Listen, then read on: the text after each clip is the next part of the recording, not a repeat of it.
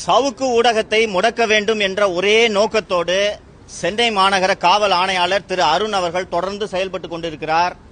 என் மீது பல்வேறு பொய் வழக்குகள் போடப்பட்டன. 2 முறை குண்டர் சட்டத்தில் நான் அடைக்கப்பட்டேன். என் வீட்டில் கழிவு நீரும் மனித மலமும் ஊற்றப்பட்டது. அதன் பிறகு மிகுந்த போராட்டங்களுக்கு இடையே மீண்டும் இந்த சேனலை சவுக்கு மீடியாவை தொடங்கி நான் நடத்தி கொண்டிருக்கிறேன்.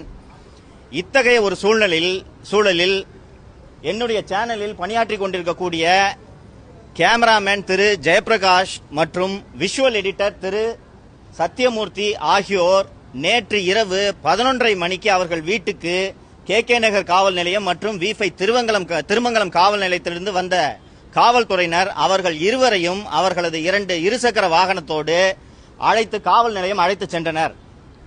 V5 திருமங்கலம் போலீஸ் ஸ்டேஷனுக்கு ஜெயபிரகாஷ் அழைச்சிட்டு போயிருக்காங்க. கே நகருக்கு திரு சத்தியமூர்த்தி அவர்களை அழைத்து செல்கின்றனர். என்ன அஃபென்ஸ் என்று கேட்டபோது 2023 திரு ஜெயபிரகாஷ் அவர்கள் ஹெல்மெட் இல்லாமல் வண்டி ஓட்டினார் என்று V5 திருமங்கலம் காவல் நிலையத்தில் சொல்கின்றனர். உங்களை போன்ற ஒரு கேமராமேன் தான் ஜெயபிரகாஷ். ஒரு ஊடகத்தில் பணியாற்றும் போது ஒரு வீடியோ கேமராமேனா பணியாற்றும் போது அந்த ஊடகத்தில் பேசுற விஷயங்களுக்கு கேமராமேனும் விஷுவல் எடிட்டரும் எந்த வகையில் பொறுப்பாக முடியும் என்பது கேமராமேன்களான உங்களுக்கு நன்றாக தெரியும். நேற்று நைட்டு 11:30 மணிக்கு ஜெயபிரகாஷையும் திரு சத்தியமூர்த்தி விஷுவல் எடிட்டரையும் கூட்டிட்டு போய் ஸ்டேஷனில் வைத்திருக்கிறார்கள். வழக்கறிஞர்கள் இரவு நேரத்தில் காவல் நிலையம் சென்ற பிறகு இல்ல இவங்க 2 பேரும் என்ன விஷயம்னே சொல்ல மாட்டேங்கிறாங்க.